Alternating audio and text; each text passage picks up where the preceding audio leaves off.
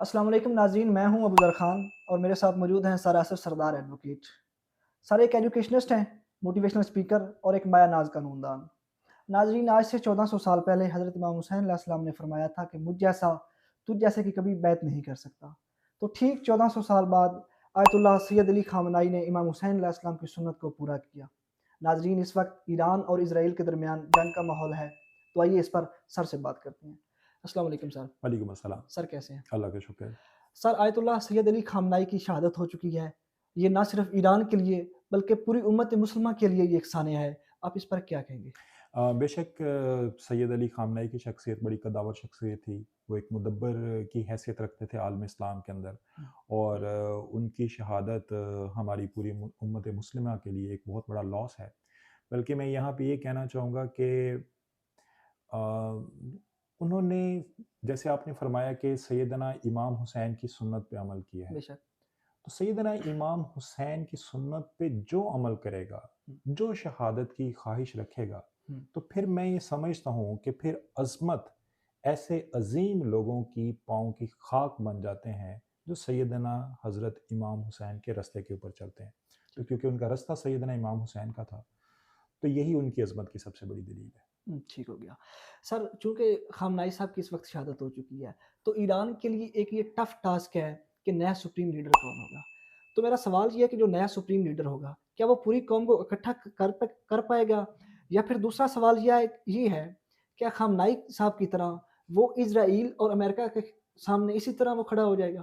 ہاں، میرا یہ خیال ہے کہ آپ کے سوال کا جو دوسرا پورشن ہے وہ امپورٹنٹ ہے. کہ امپورٹنٹ میرے خیال میں جہاں یہ ہے کہ کون سی شخصیت ہوگی، اس سے زیادہ امپورٹنٹ ہے کہ اس شخصیت کا کورس آف ایکشن کیا ہوگا، اس شخصیت کا سٹانس کون سا ہوگا. جو نئے سپریم لیڈر ہیں ان کی لائن آف ایکشن کیا ہوگی. ٹھیک ہے، تو ذرا پہلے اس بات کو نہ انڈرسٹینڈ کریں. ہم جو مرضی کر لیں، اس وار سے ریلیجس ایلیمنٹ کو ہم نہیں نکال سکتے. اب ذرا اس بات کو انڈرسٹینڈ کریں، ریلیجس ایلیمنٹ کیسے نہیں نکلے گا. ریلیجس ایلیمنٹ ایسے نہیں نکلے گا کہ یہ جیسے فرسٹ ورلڈ وار ہوتی ہے، آٹمن امپائر ہے، وہ ٹکڑوں کے اندر تقسیم ہو جاتی ہے. یہی جو آٹمن امپائر تھی، کبھی ایجپٹ اس کا حصہ تھا، لیبنان اس کا حصہ تھا، فلسطین اس کا حصہ تھا، حجاز اس کا حصہ تھا. یہ ایک پوری امپائر تھی. یہ امپائر ٹکڑوں کے اندر تقسیم ہو جاتی ہے. میرا آپ سے کیا سوال ہے؟ میرا آپ سے یہ سوال ہے کہ جب اس وار کے اندر سپورٹ کیا تھا جیوز نے کس کو؟ انگلینڈ کو. تو اس کے ایوز یورپ میں کہیں بھی ان کو جگہ مل سکتی تھی. یہ جگہ پولینڈ بھی ہو سکتی تھی، یہ کوئی اور بھی جگہ ہو سکتی تھی. وائی دے چوزڈ کہ انہوں نے وہیں پہ ہی فلسطین کے اندر ہی کیوں چوز کیا کہ ہم نہیں آنا؟ The point is very simple. Simple ہے. پوائنٹ سمپل ہے. وہ کہتے ہیں کہ ہم یہاں سے نکالے گئے تھے، یہ بنی اسرائیل کی جگہ ہے، ہم جہاں پہ حضرت سلمان علیہ السلام جو تھے انہوں نے یہاں پہ حکومت کی تھی، تو ہم نے اپنی جگہ پہ واپس وہاں پہ آنا ہے. اس کے بعد جب اسرائیل وہاں پہ قائم ہو جاتا ہے، اس کے بعد ان کی جو گریٹر اسرائیل کی جو اسٹریٹجی ہے، جو واضح ہے، جو خاص، وہ بالکل اس کو واشگاف الفاظ کے اندر کہتے ہیں کہ ہم نے گریٹر اسرائیل جو ہے وہ بنانا ہے. تو یہ کون سی پالیسیز؟ یہ پالیسیز وہ ہیں جو سینچریز پہلے ڈیفائن ہو چکی ہیں. اب ہم بات کرتے ہیں کہ نئے سپریم لیڈر کو کیا کریں گے. نئے جو سپریم لیڈر ہے ان کی بھی ایڈیولوجیکل بیس یہی ہوگی. ان کی ایڈیولوجیکل بیس کیا ہوگی؟ ان کی ایڈیولوجیکل بیس ہوگی سیدنا امام حسین ہوگی. سیدنا امام حسین کی ایڈیولوجیکل بیس کیا تھی؟ کہ اوپریسر کے سامنے، ظالم کے سامنے سر نہیں جھکانا. تو یقیناً جو نیا سپریم لیڈر آئے گا وہ خامنائی صاحب کے بالکل انہی کے جو ہے رستے کے اوپر چلتے ہوئے ظالم کے سامنے سر نہیں جھکائے گا. تو یہ نظریاتی جنگ ہے. آپ اس میں سے نظریے کو، ایلیمنٹ کو کبھی بھی نکال نہیں سکتے. تو جو بھی نیا سپریم لیڈر آئے گا وہ کبھی یہ نہیں چاہے گا کہ ظالم کے سامنے سر جھکا دے. ٹھیک ہو گیا. سر، خامنائی صاحب کی شہادت پہ ایک سوال جنم لیتا ہے، اور نیو یارک ٹائمز نے بھی یہ دعویٰ کیا ہے کہ سی آئی اے نے انفارمیشن دی تھی اسرائیل کو. تو کیا یہ ہم سمجھ سکتے ہیں یا ہم کہہ سکتے ہیں کہ ایران میں بغاوت اور مخبی کے عناصر موجود تھے؟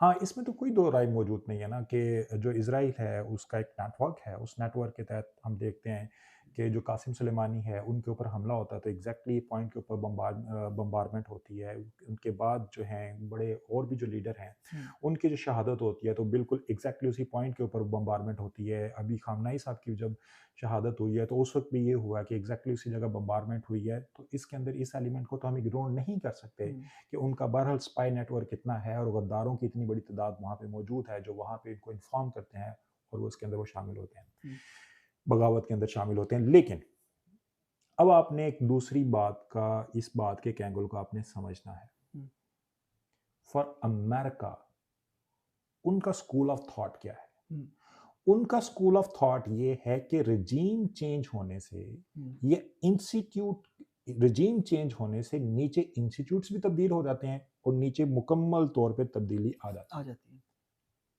میرا یہ خیال ہے یہ تھیسس اس طریقے سے درست نہیں ہے.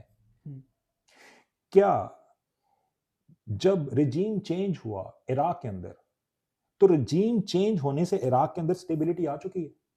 نہیں سٹیبلٹی عراق کے اندر نہیں آئی. نہیں آئی. کوسچن یہ ہے کہ لیبیا کے اندر رجیم چینج ہوا ہے، ہم، لیبیا کے اندر سٹیبلٹی آئی ہے کہ نہیں آئی؟ ہم، سٹیبلٹی نہیں آئی. نہیں آئی. کوسچن یہ ہے کہ شام کے اندر رجیم چینج ہوا، سٹیبلٹی آئی کہ نہیں آئی؟ سٹیبلٹی نہیں آئی. ہم، تو same is true for Iran. آپ رجیم چینج کر کے بھی یہ کبھی بھی ممکن نہیں ہے کہ آپ اپنی من پسند حکومت بھی لے آئیں تو وہاں پہ اوپر لے آئیں گے، سٹیبلٹی لیں گے. یہ تو آج تک بات ثابت پچھلے ایکسپیریمنٹ سے ہو نہیں سکے. اب اگلی بات کہ کیا رجیم بھی چینج ہوتا ہے یا نہیں ہوتا. یہ جو صورتحال ڈیولپ ہو چکی ہے اس میں تو لگتا بھی نہیں ہے کہ رجیم چینج ہوگا، نہیں ہوگا. بلکہ ان کی شہادت نے تو ان کا جو نیشنل جو کریکٹر ہے اس کو زیادہ مضبوط کر دیا ہے، زیادہ بہتر کر دیا ہے. اب وہ زیادہ بہتر طریقے سے کیا ہے وہ ریٹیلیٹ کر رہے ہیں، بلکہ انہوں نے اپنے ڈسینڈنٹس کے لیے بڑی ایک ہارڈ لائن ڈیسائیڈ کر دی ہے، اس کو ڈیزائن کر دیا کہ آپ نے اس لائن سے نیچے کبھی آنا ہی نہیں. تو رجیم چینج بھی اتنا آسان کام نہیں ہے کہ یہ فوری سے رجیم چینج ہو جائے گا. مجھے یہ مشکل نظر آتا ہے. ٹھیک ہو گیا. سر اسرائیل کا ایک کنسیپٹ ہے گریٹر اسرائیل کا. آپ دیکھ رہے ہیں کہ انہوں نے رجیم چینج وہ لائے، عراق میں لائے، شام میں لائے، لیبیا میں لائے، اب انہوں نے حملہ کیا ایران پہ. تو کیا وہ اس طرف بڑھ رہے ہیں گریٹر اسرائیل کی طرف؟ ہاں جی. اب پہلے نا آپ نے گریٹر اسرائیل کے کانسیپٹ کو جو نا وہ انڈرسٹینڈ کر لینا ہے. ہم، گریٹر اسرائیل کے جو میپس ہیں وہ بھی سامنے آ چکے ہیں. ہم، گریٹر اسرائیل کے اندر کیا کون کون سے کنٹری شامل ہو گئے؟ گریٹر اسرائیل کے اندر جناب اردن شامل ہے، ہم، گریٹر اسرائیل کے اندر ایجپٹ کا پورشن شامل ہے، گریٹر اسرائیل کے اندر سیریا کا پورشن شامل ہے، ہم، گریٹر اسرائیل کے اندر سعودیہ کا پورشن شامل ہے. ہم، یہ میپس ہیں، بالکل کلیئر حقیقت ہے. ہم، اب آپ یہ تھوڑی سی پھر وہ ہسٹری کو دیکھ لیں، بیک گراؤنڈ کو دیکھ لیں. انفارچونیٹلی میرے خیال اب تو ویسے ہی آنکھیں کھل جانی چاہیے کہ یہ کانسپیریسیز کی گئی ہیں.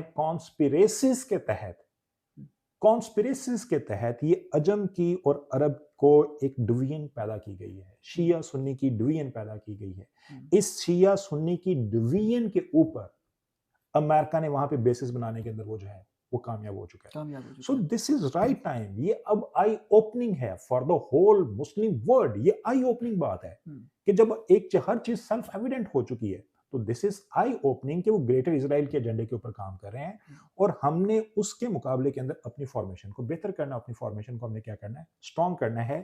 اب یہ کنٹری، ہر کوئی کنٹری علیحدہ علیحدہ وار نہیں لڑ سکے گا. ابھی ہمیں دوبارہ اکٹھے ہونے کی ضرورت ہے. ٹھیک ہو گیا. سر اسرائیل کی طرف سے بھی یہ بیان آیا کہ جو اگلا ہدف ہوگا وہ پاکستان ہوگا، اور مجھے اس وقت نہیں لگتا کہ پاکستان پر وہ حملہ کرنے کی طاقت رکھتا ہے یا وہ ایسا کرے گا. آپ کے نزدیک اگلی کنٹری، اگلا ملک کون سا ہوگا کہ جو ان کا اگلا ہدف ہوگا؟ اچھا، جہاں تک پاکستان کے ہدف کی بات ہے تو میں اپریشیٹ کروں گا ہمارے جو D G I S P R ہیں، انہوں نے بڑی زبردست قسم کی ہماری پالیسی سٹیٹمنٹ دے دی ہے کہ اگر امریکہ نے یا اسرائیل نے اگر کوئی اس سے پہلے وار لڑی ہیں، دنیا نے کوئی وار لڑی ہیں، تو وار کس سے لڑی ہیں؟ وہ نیوکلیر کنٹریز وہ نہیں تھے. پاکستان جو ایک ہے وہ ڈکلیئرڈ نیوکلیر اسٹیٹ ہے. نیوکلیر اسٹیٹ سے وار کرنے کا مطلب جو نا وہ بالکل ڈفرینٹ ہوتا ہے. ٹھیک ہے. تو شاید دنیا وہ پچھلی تمام قسم کی جو وارز اس سے پہلے دیکھی ہے نا وہ ساری وارز بھول جائے گی خدا نہ خواستہ اگر وہ پاکستان کے ساتھ کوئی ایسا معاملہ آتا ہے. تو ہمارا تو موقف بڑا بالکل کلیئر ہے، بڑا ہی واضح ہے کہ شہادت ہے مطلوب و مقصود مومن، نہ مال غنیمت نہ کشور کشائی. تو ہم تو اس کو اپنے لیے اعزاز سمجھتے ہیں کہ اگر ہم اللہ کی راہ کے اندر قبول ہو جائیں. یہ دیکھ لیں کہ حملہ کرنے والے اس کے بعد محفوظ رہ سکے گا کہ نہیں رہ سکے گا. پاکستان سیکنڈ اسٹرائک کیپیبلٹی رکھتا ہے. ٹھیک ہے. تو یہ دنیا سوچ کے رکھے، ہاں پاکستان کا تو یہ سوچے بھی جانا، یہ دنیا سوچ کے رکھے کہ اس سے پہلے آپ ساری تباہیاں بھول جائیں گے اگر آپ نے پاکستان کی طرف پہلی آنکھ سے دیکھا تو. پھر اگلا ہدف ان کا کون ہوگا؟ عرب کنٹریز. ٹھیک ہو گیا. یعنی اور شاید یہ ڈائریکٹ ٹارگٹ نہ ہوگا، یہ انڈائریکٹ ٹارگٹ ہوگا. ٹھیک ہو گیا. سر اس وقت چونکہ پاکستان کی اور افغانستان کی آپس میں جنگ چل رہی ہے، آپ کیا کہتے ہیں کہ مسلم ممالک کو اس وقت اکٹھا نہیں ہونا چاہیے؟ جی، یہ آپ بات میں پہلے ہی آپ سے وہ ذکر کر چکا ہوں، لیکن پھر میں جتنی مرضی بھی کوشش کر لوں نا، اس میں سے ریلیجیس ایلیمنٹ نکل ہی نہیں سکتا۔ نہیں نکل گو سکتا۔ کہ ہم نیشنلزم کے دور کے اندر رہ رہے ہیں، گو کہ ابھی ہم نے اپنی باؤنڈریز بنا لی ہیں، ہم کہتے ہیں کہ افغانستان الگ ہے، یہ یہاں سے ملائیشیا الگ ہے۔ ہم جتنی مرضی ذکر کر لیں، ہم جتنا مرضی اس کو مڈل ایسٹ وار کا نام دینے کی کوشش کریں، ہم جتنا مرضی اس کے اندر سے امریکن فیکٹر ہے اس کو بیچ میں ایڈ کرنے کی کوشش کریں، لیکن دیکھیں ہماری اورینٹیشن کیا ہے، اور ہماری اورینٹیشن سے زیادہ اسرائیل کی کیا اورینٹیشن ہے۔ اسرائیل وہ خیبر والی بات کو نہیں بھول رہا ہے، اسرائیل وہ سلمان علیہ السلام کے وہ جو دور ہے اس کو نہیں بھول رہا۔ نہیں بول رہا۔ تو پھر یہ بھی یہ ذہن کے اندر رکھنا چاہیے کہ پھر اس کا یہ جو اینڈ آف ٹائمز کی طرف ہم بڑھ رہے ہیں، تو اینڈ آف ٹائمز کے اندر پھر یہی خطہ ہوگا، یہی خراسان کا علاقہ ہوگا، پھر یہیں سے فوجیں ہیں وہ نکلیں گی، اور وہ دوسری طرف ان کے اوپر وہ جا کے ان کے اوپر اٹیک کریں گی۔ وہ دجال کو اپنے لیے مسیحا سمجھتے ہیں، اور ہم سمجھتے ہیں کہ امام مہدی ہیں، ان کا ظہور ہوگا، ہم اینڈ آف ٹائمز کی طرف بڑھے ہیں۔ تو یہ ہمارے سے زیادہ ان کی پلاننگ ہمیں نظر آتی ہے، نظر آ رہی ٹھیک ہے۔ اور بہرحال نبی اکرم صلی اللہ علیہ وسلم کی جو پیش گوئی ہے اس نے درست ہے، وہ ثابت ہونا ہے، ہم اس بات سے کبھی انکار کر ہی نہیں سکتے۔ تو ایک وقت ہے کہ جب ہم انتشار کا شکار ہیں، اور ایک وقت آئے گا کہ پھر دوبارہ رول وہ جو ہے قائم ہوگا، مکمل ہوگا، دوبارہ ہم رول کریں گے۔ Sir thank you. بہت شکریہ۔ کہتے ہو کہ اسوہ شبیر پہ ہو قائم، دربار میں جاتے ہو سر کیوں نہیں جاتا، جب روح سے کہتے ہو لبیک حسینہ، پھر دل سے یزیدوں کا یہ ڈر کیوں نہیں جاتا۔ ناظرین، انشاءاللہ آپ سے اگلی نشست میں ملاقات ہوگی، تب تک کے لیے اللہ حافظ، تھینک یو۔